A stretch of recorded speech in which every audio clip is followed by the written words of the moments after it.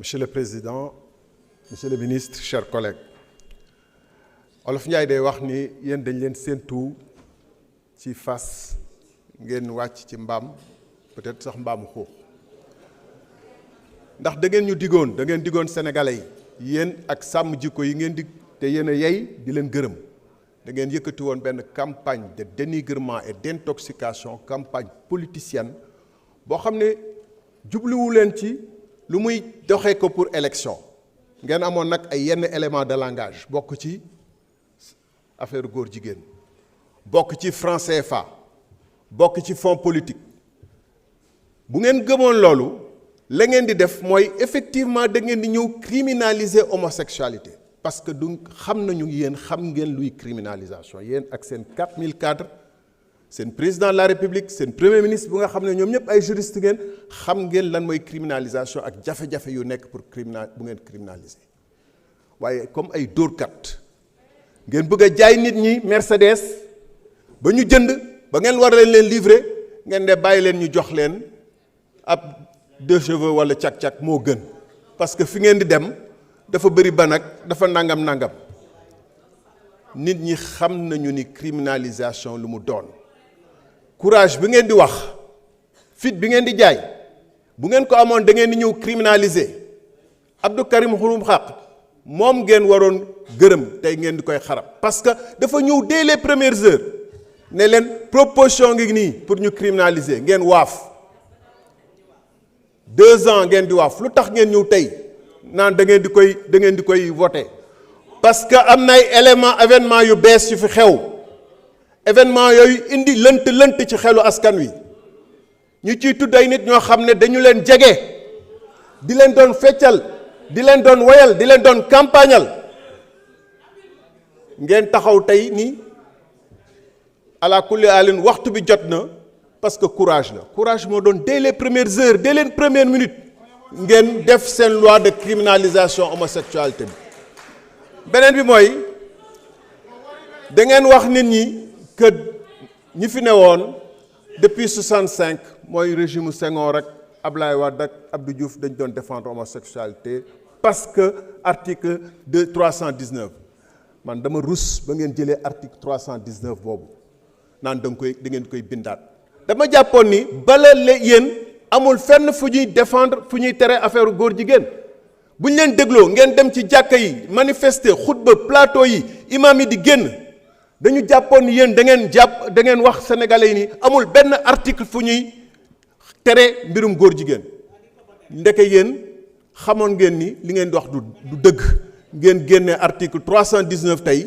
di ci def ay modification donc yéen naxee ngeen ne woon article 319 mu ngi fi woon da doon xeex mbirum góor jigéen lu tax waxu leen ko lu tax waxu leen sénégalais yi que article 319 day xeex mbirum góor jigéen waaye jamono dox na ba nga xam ne dañ ci war a indi ay coppite mais ngeen di politique ku sos politique ku wax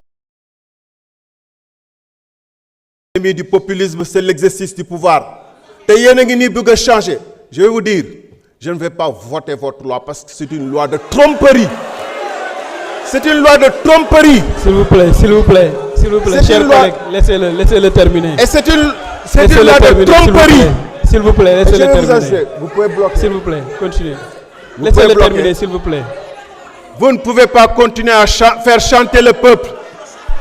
Et vous ne pouvez pas tromper les gens. Vous ne pouvez pas continuer à dire que le Sénégal était hier une terre de Gomorrhe et de Sodome, que Dieu allait répandre sa vengeance ici.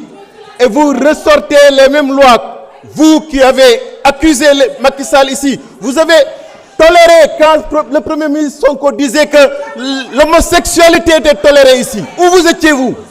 Où vous étiez vous qui prétendez être contre l'homosexualité? Quand il disait que l'homosexualité était tolérée dans ce pays. Laissez-le terminer, s'il vous plaît. S'il vous plaît, laissez-le terminer, chers collègues. S'il vous plaît. Je dis, l'hypocrisie que je vois ici me tue.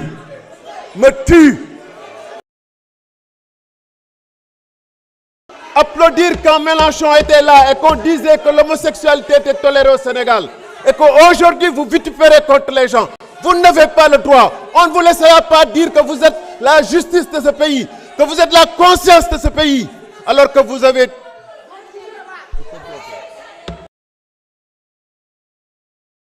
Terminé, s'il vous plaît. Chers collègues, allez-y, honorable, allez-y, continuez.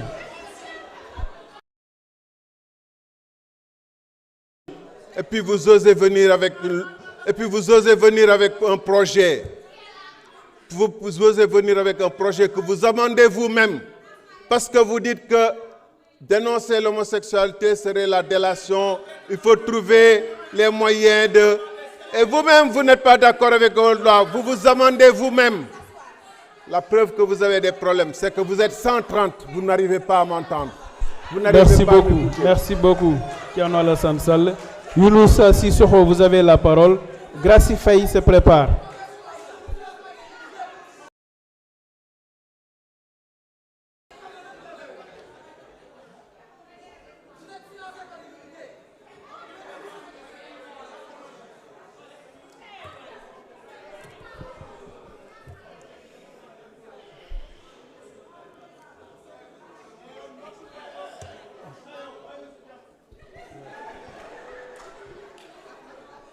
Merci. Allez-y, allez-y, chers collègues.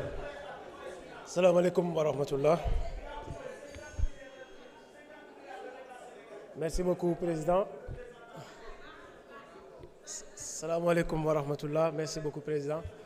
maa ngi nuyu monsieur le ministre. di nuyu ñi mu àndal, di nuyu nos collègues députés. Dëgg-dëgg, vous faites la honte de ce pays. dëgg-dëgg du ngeen ñu yóbbu si li ngeen bëgg kenn du si dem nañu dal voté projet bi mu jàll ak yeneen yi nga xamante ne day ñëw parce que ñun lii moo ñu dugaloon Pastef kenn du ñu dugal si lii donc na ñëpp dal ñu liggéey continuer liggéey parce que ñii mënuñu dagg travaux yi ñuy def dinañ ko voté parce que déjà en passant ñu ngi remercier le président Ousmane Sonko lii moo taxoon ñu àndoon ak moom. Parce que c'est le défenseur des valeurs. Ousmane Sonko c'est le défenseur des valeurs. Kenn mënu ko xas ci réew mi bu fekkee da ngeen laal dara da ngeen ko delloo bu fekkee dañ leen financé da ngeen ko delloowaat réew mi nii góor jigéen du fi avancé mënul nekk c'est honteux ay magi jëmb ñu joxoon leen réew mi depuis ñaati at ngeen ñëw taxaw fii tey ay xale yoo xamante ne décomplexé taxaw di liggéey di défendre valeurs yi ngeen taxaw naan fi la xar yi jaar vous devrez avoir honte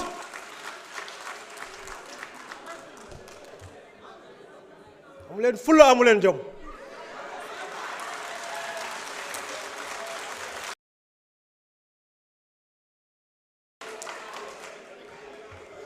donc ñu ngi jaajëfal waa ànd sàmm jikko yi li ñu indil moom lañ teg ci table ji li ñu indil parce que li nga xamante ne nii mooy projet de loi bi ñu indil dañ ko xalaat saytu ko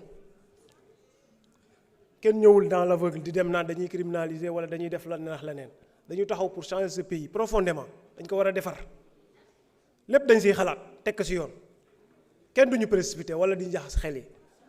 Alors ñu ngi remercier le président Ousmane Sonko, président de PASTEF, di remercier cette majorité sonkoïste, di remercier ànd sàmm jikko yi le peuple sénégalais nga xamante ne nii ñu bëgg lu baax lañ mais dañu gisul woon ñu leen jiite ñoo xamante ne teg nañ ko ci yoon.